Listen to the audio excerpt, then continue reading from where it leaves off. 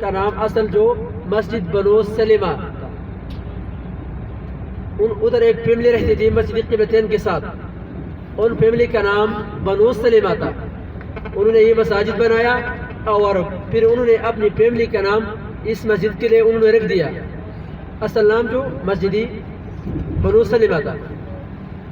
مسجد قبلتین اس وجہ وہ کہتے ہیں کہ صحابہ کراموں نے ایک نماز دو قبلوں کی طرف پڑھ لیا، 2 رکعت صحابہ کراموں نے مسجد اقصی کی طرف پڑھ لیے، باقی 2 رکعت صحابہ کراموں نے بیت اللہ کی طرف پڑھ لیے۔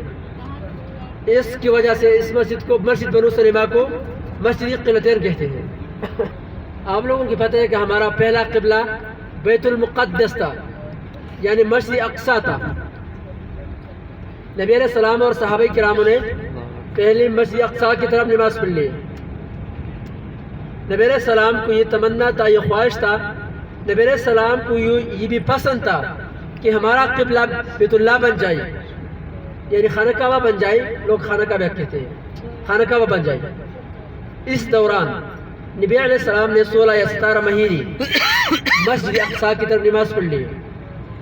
16 یا 17 مہینے کے بعد رب العالمین کی طرف سے حکم آیا کہ اس کے بعد آپ مسجد اقصی کی طرف نماز نہیں پڑھو، اس کے بعد آپ بیت اللہ کی طرف نماز پڑھو۔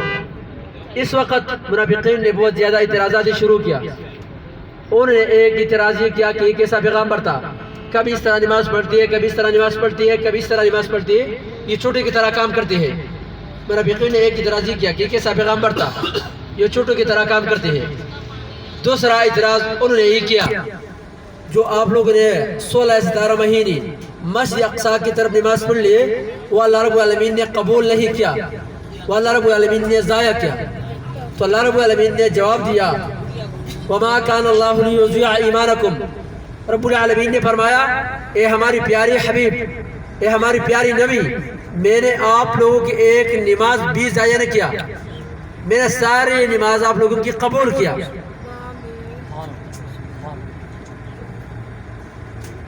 ہم پوچھنے والا ہے انشاءاللہ، یہ جو لوگ بعض روایت کہتے ہیں کہ نبی علیہ السلام خود ادھر ہے اور نماز دوران حکم وحی آیا اور قبلہ بدل ہو گیا، تو یہ سارے احادیث جو ہے حدیث جو ضعیف حدیث ہے سارے۔ اصل حدیث یہ تھا کہ نبی علیہ السلام عائشہ رضی اللہ عنہ کے گھر میں تھی، صحیح مسلم کے اندر یہ حدیث ہے۔ وہاں وحی آیا مسجد نبوی میں، نبی علیہ السلام نے صبح اور ظہر کی نماز بیت اللہ کی طرف پڑھی۔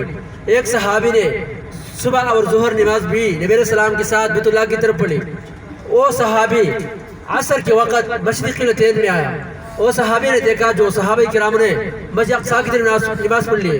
صحابی نے بتایا قبلہ بدل ہو گیا، نماز بیت اللہ کی طرف پڑھو۔ صحابہ کرام نے دوران نماز تار کرو اور مسجد بیت اللہ کی طرف صحابہ کرام نے باقی 2 رکعت نماز پڑھ لی۔ وہ مسجد قبلتین کا کوئی خاص، مسجد قبلتین کا کوئی خاص فضیلت نہیں ہے، کوئی خاص اجر نہیں ہے جتنا بیت اللہ کا ہے۔ بیت اللہ میں ایک نماز 1 لاکھ نمازوں کے برابر ہے، بیت اللہ میں ایک نماز 1 لاکھ نمازوں کے برابر ہے۔ مسجد نبوی میں ایک نماز 1000 نمازوں کے برابر ہے۔ مسجد قباء میں ایک نماز عمرے کے برابر ہے۔ مسجد اقصی میں ایک نماز 500 نمازوں کے برابر ہے۔ لیکن یہ جو مسجد قبلتین ہے یہ عام مسجد ہے، اس کا کوئی خاص فضیلت نہیں ہے۔ جو لوگ کہتے ہیں کہ اس میں اتنا فضیلت ہے، اتنا اجر ہے، اتنا اجر ہے، یہ احادیث میں مجھ کو معلوم نہیں ہے، میں نے کبھی دیکھا نہیں۔ میں نے بہت زیادہ تلاش کیا اس کے بارے میں، میں نے کبھی دیکھا نہیں۔ جو اکثر نام ہمارے حاجیوں نے رکھ دیا زیاراتوں کے لیے۔ ایک حاجی نے بتایا کہ ادھر مدینہ میں تو سب سے بہترین 3 مقامات ہیں، ایک مسجد نبوی ہے، 2 مسجد قباء ہے اور 3 غار سجدہ ہے۔ غار سجدہ تو ادھر ہے نہیں سعودی عرب میں، غار حرا ہے، غار ثور ہے، لیکن شیخ صاحب آپ نے کبھی سن لیا تھا کہ غار سجدہ کے بارے میں؟ اور شیخ صاحب کی تشریح کریں گے۔ میرے اور ایک ساتھی نے بتایا بیر شفا کی طرح جو اکثر لوگ کہتے ہیں کہ بدر کے راستے میں ہے، اس کے پانی میں شفا ہے، اس کے بارے میں کوئی حدیث نہیں ہے۔ شیخ سے بھی وضاحت کریں گے آپ لوگوں کو. اس سے کے بارے میں اور لوگوں نے بتایا کہ خاک شفا کے بارے میں بھی کوئی ثبوت نہیں ہے. ان کے تینوں کی تفصیل شیخ صاحب کریں گے. چلو شیخ صاحب تفصیل کرو گے تینوں. توجہ کریں ساروں. بارک اللہ فیکم، جزاکم اللہ خیر. یہ بات بالکل جو مسجد قبلتین کے حوالے سے شیخ نے بتائی ہے، جس میں دو بڑے اہم نقطے ہمارے سامنے آتے ہیں.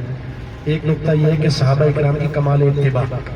نماز کے دوران ہی پتہ چلا کہ رسول اللہ صلی اللہ علیہ وسلم نے اپنے رخ کو بیت اللہ کی طرف تبدیل کر لیا، تو صحابہ نے انتظار نہیں کیا کہ نماز مکمل کر کے ہم قبلہ کی طرف ہو جائیں گے. نہیں، نماز کے دوران ہی قبلہ کی طرف ہو گئے. دوسری بات یہ، قرآن کریم جو اس قبلے کے حوالے سے، قبلتین کے حوالے سے جو تبدیلی کے حوالے سے اترا، اس میں اللہ تعالیٰ نے نماز کو ایمان کہا ہے. وَمَا كَانَ اللَّهُ لِيُضِيعَ إِيمَانَكُمْ. تو اس کا معنی یہ ہے کہ جو بندہ نمازی ہے وہ مومن ہے. جس کی زندگی میں نماز نہیں، اس کے پاس ایمان بھی نہیں ہے. اور دو باتیں جو شیخ جیسے بتا رہے تھے، بعض ہم پاکستانیوں کی عادات ہے کہ وہ جو احادیث میں نام وارد آتے ہیں ان کو تبدیل کر دیتے ہیں. ہمارے یہاں ربیع الاول ربیع النور بن گیا ہے، ٹھیک ہے. اسی طرح یہ غار جو ہے اس کو غار سجدہ بنا دیا گیا. عجیب قسم کی رسم و رواج ہے. اسی طرح ہمارے ہاں ایک بات اور مشہور ہے، آب زمزم. اس کو مائی شفا نہیں سمجھتے، مائی شفا کوئی اور سمجھا جاتا ہے. حالانکہ یہ زمزم کا پانی یہی مائی شفا ہے.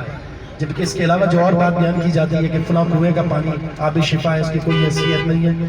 اور مٹی لے کر جاتے ہیں لوگ تبرک کر. یہ بات بھی بالکل غلط ہے، باطل ہے. ان بدعات سے اور رسم و رواج سے اپنے آپ کو بچائیں، اور صرف مستند باتیں اور جو ادلہ سے بات ثابت ہے اسی پر اکتفا کرنا ہمارے حق میں بہتر ہے.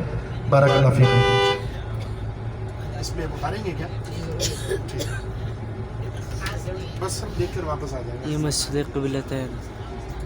اللہ.